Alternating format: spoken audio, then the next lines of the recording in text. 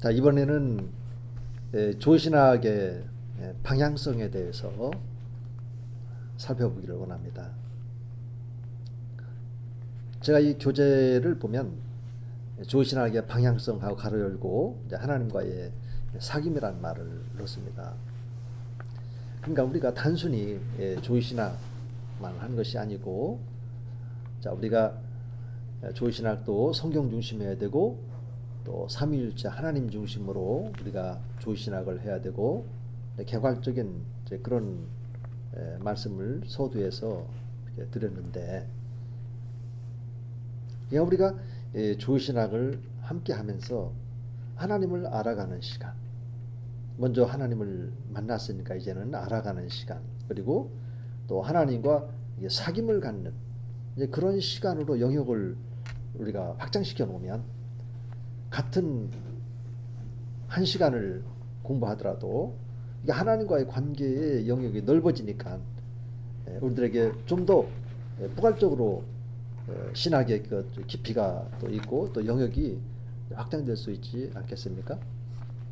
자, 그런 것처럼 하나님과의 그 사귐이라는 이 타이틀을 딱 이렇게 같이 붙여 놓음으로써 항상 조신학을 하든 또 다른 성서 신학을 하든 실천 신학을 하든 기타 신학을 하든 이것이 나만의 어떤 것이 아니라 이런 신학을 통해서 하나님께서 내게 말씀하시고 또 나를 지금 훈련시키고 또 나를 깎고 다듬는 그런 시간이 될 수 있겠구나, 이런 마음을 갖는 것이 좋겠다, 그런 생각이 들어서 삽입을 해 놓았습니다. 자, 우리 그 침례교 조지신학은 일반적으로 신약교회를 지향하기 때문에 신약교회 신학이어야 한다, 이런 마음들을 가지고 우리 조지신학을 하게 되어집니다. 그리고 이 침례교 조신학을 할 때 물론 엄청난 그런 차이는 아니지만은 경우에 따라서 어떤 신학자는 조신학을 할 때 이제 신학 일반을 다루는 것은 다들 이제 공통적으로 그렇게 합니다. 조신학을 하기 위해서 철학적인 또 과학적인 이론들도 이렇게 살피는 경우도 있고, 또 저처럼 또 경건에 대해서 먼저 이렇게 제시를 하면서 이제 조신학 내용으로 들어가는 경우도 있고. 근데 이제 이와인 멀린스나 또 밀라드 J 에릭슨이라든지 또 스탠리 그랜츠, 이런 분들이 이제 후반에 가면 각기 다 달라요. 근데 이제 전반부에서 어떤 특징을 갖냐면 성경 곧 이 계시론을 먼저 제시를 합니다. 그리고 신론을 전개를 합니다. 근데 장로교의 그런 거 칼빈주의자들로 가면 거기는 신론을 먼저 제시를 하고 그리고 계시론을 나중에 다루게 됩니다. 그러면 이 계시론을 먼저 다루는 것과 또 신론을 먼저 다루는 것과의 어떤 그 차이점이 뭘까요? 어떻게 보면 하나님 중심으로 본다면 계시보다 또 하나님이 먼저 계셨으니까 신론을 먼저 다루는 것이 좋겠다, 이렇게 생각이 들 수도 있겠죠. 하지만 그 신론을 다루게 될 때 이 하나님의 존재와 그분의 사역과 성품과 또 창조하신 이 세계와의 어떤 관계 속에서 지금 일하시는지, 이 섭리론 이런 것들을 다루게 될 때 결국 그 답은 성경에 있거든요. 그래서 우리 그리고 또 이 성경은 모든 그 신앙인들의 삶이나 또 신학에 있어서 절대적인 그런 표준, 이렇게 기준이 되고 또 그것이 이제 권위가 된다는 것을 우리 침례교인들은 다 공통적으로 신앙 고백을 하고 있거든요. 이런 관점에서 볼 때 성경을 먼저 다루어 줌으로써 이 성경이 어떤 책인지, 하나님께서 계시하신 책이라면 왜 무엇을 어떻게 계시를 했는지, 이런 것들을 먼저 이렇게 다루면서 그리고 이제 신론으로 들어가게 되면 보다 더 익숙해지고, 뭐 하나님이 먼저냐 성경이 먼저냐 그거 따진다면 당연히 하나님이 먼저죠. 근데 이것은 존재의 문제를 다루는 것이 아니라 하나님께서 말씀하신 주옥 같은 진주 같은 이 하나님의 말씀들을 하나씩 하나씩 실에 끼워서 목걸이로 만들어가는 이런 조지신학이니까 조지신학은 주제별로 말씀들을 엮어서 제시하는 것이 조지신학입니다. 그런 의미에서 우리 그 친매교 조지신학자들의 그 조지신학 책을 보면 신학 일반 그리고 계시론을 이렇게 먼저 다루고 있다는 것을 말씀을 드리고 싶습니다. 그리고 제가 여러분들 앞에 조신학 교수로서 여러분들과 함께 강의를 하게 될 때에 몇 가지 제가 나름대로 터득한 방법론이 있습니다. 첫째로는 성경신학이어야 합니다. 물론 조신학을 철학적으로 할 수도 있어요. 그렇지만은 그 철학적으로 조신학을 한 책들을 이렇게 보게 되면 관념적인 그리고 또 상당히 또 어려운 점도 이렇게 있고 또 하나님과의 어떤 인격적인 그런 관계보다는 지적인 부분에 많이 이렇게 치우쳐 있는 것을 보게 되어집니다. 물론 우리가 지적인 부분은 있어요. 그런데 영적인 또 하나님과 나서의 관계 맺는 삶 이런 부분들도 이게 지적인 부분에 다 포함이 되거든요. 그래서 이성적인 그런 지식이냐 아니면 영적인 지식이냐 이런 것들이 명확하게 우리가 한 번 정도는 생각해 보고 어떤 스탠스에서 우리가 신학생활을 하고 또 우리는 이제 교수로서 어떤 스탠스에서 학생들에게 말씀을 가지고 나아갈 것인지 이런 것들이 이제 서 있어야만 되겠죠. 저는 우선순위로 항상 접근합니다. 이성적인 거 우리가 배제하면 안 된다고 그랬죠. 왜냐하면 이성을 가지고 있기 때문에. 하지만 그 이성적인 질문을 답해 줄 수 있는 것은 계시 성경이니까 이게 또 영적인 것이고 그래서 우선순위로 영적이고 또 성경적인 것을 성경 말씀을 가지고 이성의 질문에 이렇게 답하는 형식 이 생각 바꾸기가 그렇게 되지 않으면 우리의 그런 조지신학이라는 것은 이성적인 그런 조지신학으로 흘러가면서 폴 틸리도 좋은 말 상관관계법 이성은 계시의 도움을 받아야 되고 좋은 말을 했어도 말년에는 종교 다원주의의 길을 열어놓고 잘못된 길로 이렇게 빠져 들어갔던 그런 것을 이렇게 보게 되고 또 그런 분들이 참 많습니다. 가면서 이제 소개해 드리도록 할게요. 그리고 두 번째로는 삼위일체 한 분 하나님 중심의 신학이어야 되겠다. 우리가 창조를 이야기할 때도 그냥 하나님이 창조했다. 구원을 얘기할 때도 하나님 믿으면 구원받는다. 이런 방식으로 우리가 머물러 있다면 그야말로 설교는 가능할지 몰라도 가르치는데 상당한 그런 부족함이 드러나게 되는 것이죠. 그럼 어떤 하나님이 창조를 어떻게 했는데 라고 묻게 된다면 준비가 안 되어 있으면 군색해지지 않겠습니까? 그래서 성경을 보면 아버지 하나님께서는 계획을 세우십니다. 그리고 아들이 실행하시고 또 우리 성령 하나님께서 전도를 통해서 성취하신 예수님의 그런 대속사역을 완성시켜 주거든요. 개개인의 마음 안에. 구원 그렇고 창조도 마찬가지고 하나님이 명하시고 또 아들이 창조하시고 그리스도로 말미암아 만물이 지음받아졌다. 이런 말씀들이 이제 요한복음 1장 1, 3절도 있고 또 히브리서 1장에서 또 1절, 3절 이런 말씀 가운데도 있지 않습니까? 그리고 또 성령께서 이렇게 수면에 운행하시면서 생명을 부여하시고 또 질서를 지우시고 이런 모습 속에서 창조의 과정이든 또 구원의 과정이든 삼위일체 한 분 하나님께서 함께 하시면서 구원도 이루게끔 해주셨던 것을 성경으로 들어가 보면 잘 나와 있습니다. 그리고 세 번째로 이 조신학 방문문 가운데 구속사 혹은 성량사의 장세 전에 하나님께서 미리 아시고 미리 정하시고 또 결정하시고 계획하시고 예정하시고 이런 말씀들이 이제 에베소서 1장 그 3절부터 그 12절 안에 보면은 그런 말씀들이 반복적으로 이렇게 나와 있거든요.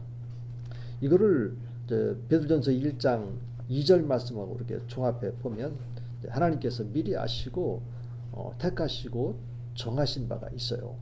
그럼 무엇을 미리 아시고 미리 정하시고 이렇게 했을까? 인류 구원과 관련된 겁니다. 믿음과 관련된 겁니다. 그리고 구원과 관련돼서 하나님 나라에 들어가는 문제이고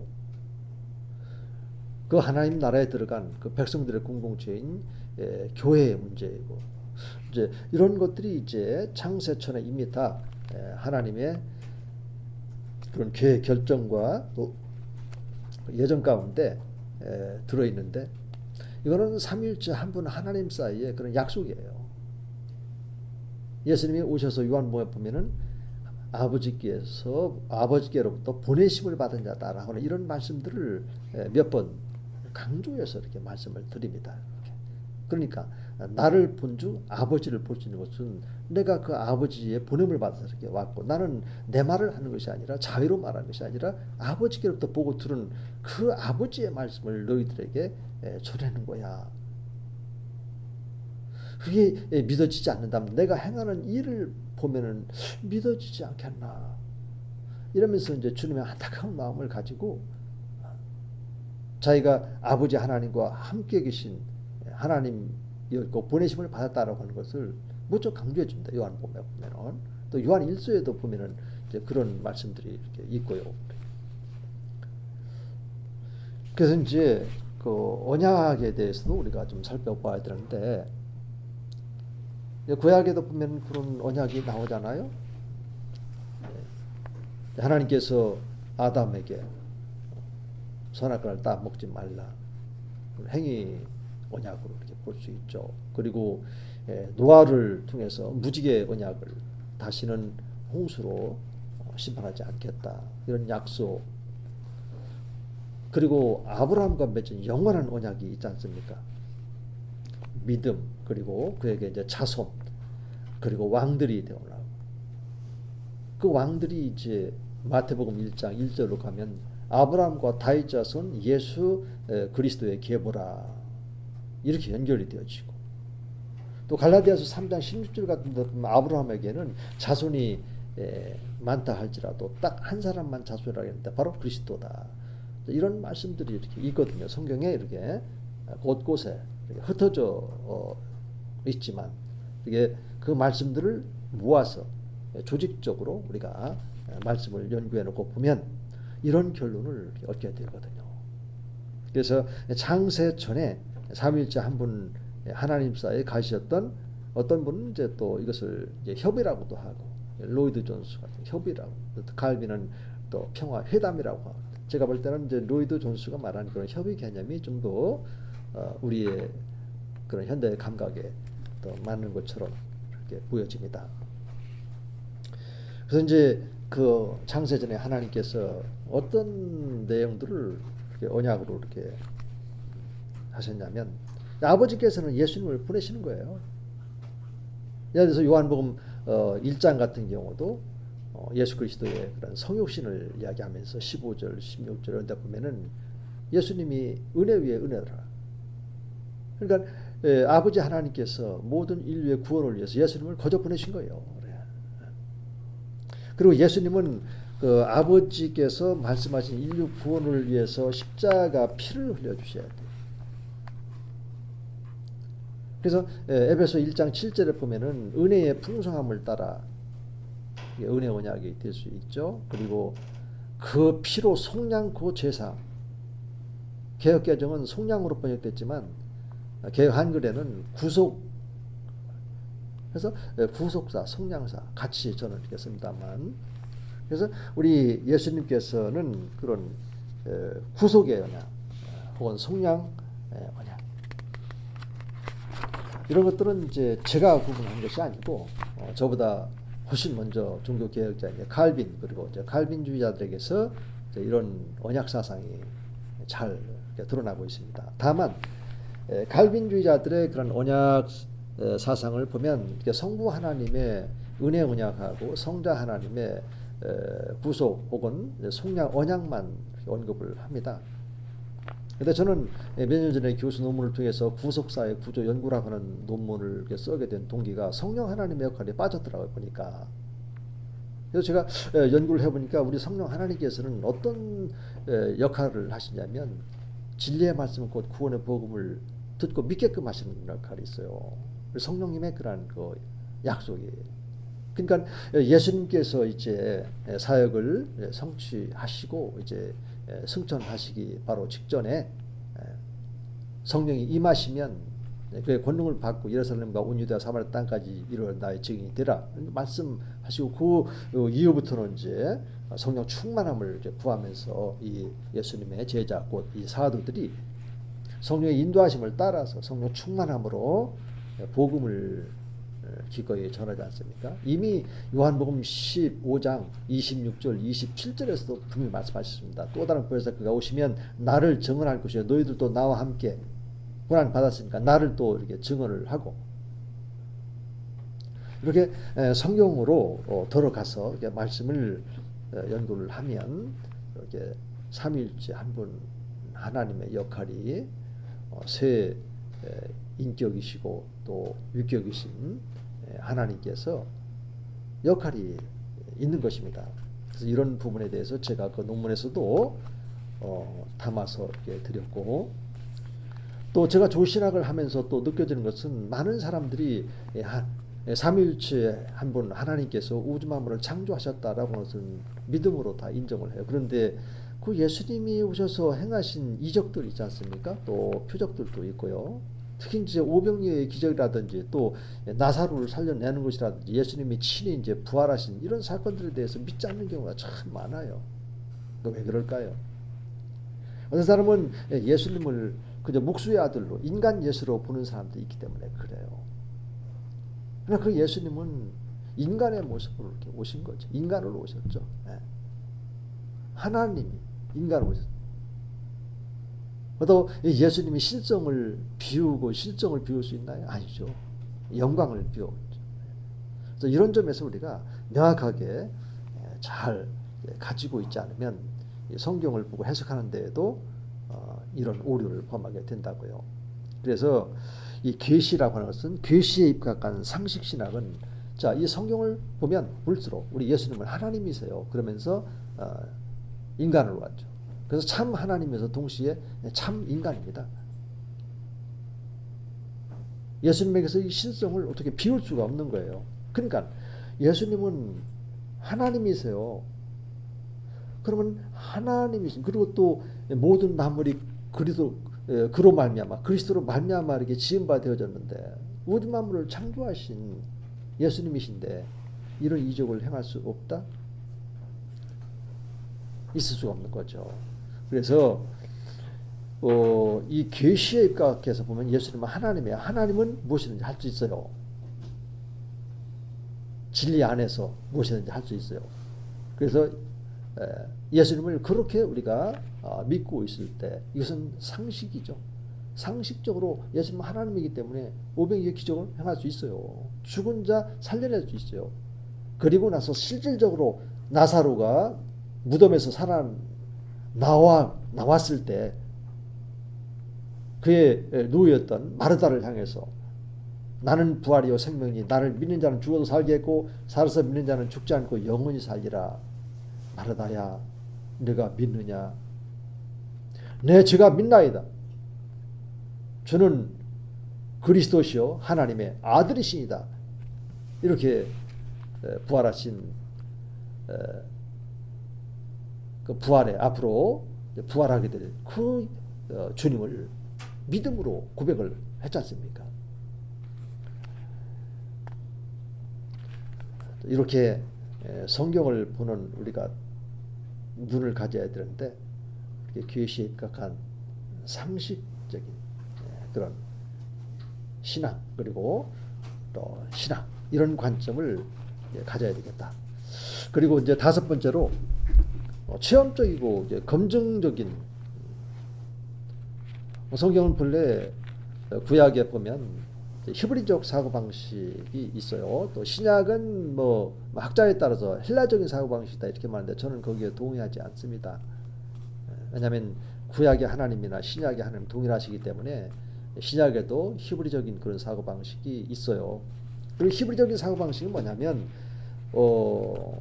하나님과 신앙의 관계 속에 있는 이스라엘 백성들은 항상 관념적이지 않아요. 다시 말해서 명사형의 그런 형태가 아니고 하나님께서는 사건을 일으키시니까 동사형이에요. 동사형.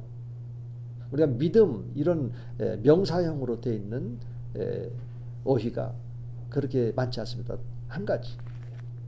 나머지는 다 동사형으로 되어 있어요. 의인은 믿음으로 말미암아 살리라. 그것은 이제 명사형이지만은 그가 여호와를 믿으니 그 믿음을 보시고 그를 의롭다고 칭하셨어요. 아브라함에게도. 그러니까 오늘 우리들에게 주신 하나님의 말씀도 분석해 보면 명사형으로 관념적으로 이게 주어진 것이 아니라 항상 이게 동사형으로 되어져 있다는 얘기입니다. 예를 들어서 우리가 예수님을 믿으면 거기에 머물러 있으면 관념적인 믿음이 될 수 있죠. 그런데 믿음은 순종과 연결되어 있어요. 그래서 믿음에도 보면은 지정의에서 세 가지 요소로 이렇게 되어 있거든요. 자, 이런 점들에 대해서 우리가 눈여겨보고 우리 마음에 이렇게 담아두게 된다면 여러분들이 저와 함께 조신학을 할 때 좀 더 이렇게 영역을 좀 이렇게 확장시켜 나가고 또 구체적으로 이렇게 접근해 볼 수 있고 또 체험적으로 나아가게끔 하는. 그리고 또 여섯 번째는 아까도 소두에서 말씀드렸던 것처럼 경건함이 이렇게 있어야 되겠다. 그리고 일곱 번째로 항상 성령님의 인도하심을 따라서 성령으로 우리 주 예수 그리스도를 통해서 아버지 하나님을 알아가는 체험하는 이런 관점에서 우리가 조신학을 하게 되면 참으로 따뜻한 조신학을 할 수 있습니다. 이론적이고 딱딱하고 어렵고 조신학 하면은 무척 어려울 것이다. 이런 것이 아니고 성령의 인도하심을 따라서 말씀으로 나를 깎고 다듬어 가는 과정 속에서 하나님의 진리의 말씀을 가르치시는 진정한 참 교사이신 성령님의 인도하심을 따라서 성경을 열면 성령께서 우리 마음문을 열어주시니까 내 생각으로 알 수 없는 어떤 것들이 보여지게 하고. 자, 이런 정도 되려면 1차적으로 여러분들이 성경을 다독을 해야 되겠죠. 정독은 지금 이제 우리가 조신학 강의를 함께 하면서 지금 여러분들이 정독해 나가는 이런 과정이고, 그리고 묵상이라고 이런 과정이 있는데, 일단은 여러분들이 이제 성경 말씀을 많이 읽어야만 성령의 그런 인도하심을 따라서 이런 문제들이 이제 해결이 되도록 되어 있습니다. 그 다음에 이제 세 번째로 우리가 조신학 강의의 그런 그 목표로 들어가 보겠는데, 제가 늘 얘기하는 것처럼 조신학은 차가운 이론이 아닙니다. 아주 따뜻한 하나님과 나 사이 이루어지는 영적인 그런 삶의 원리가 이렇게 되기 때문에,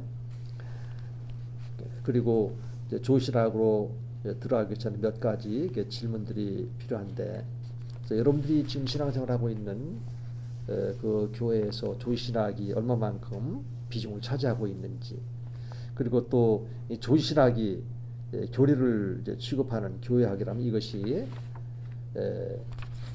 이론이겠나 아니면 원리겠나, 이런 질문을 여러분들에게 이렇게 제가 강연을 통해서 드렸습니다.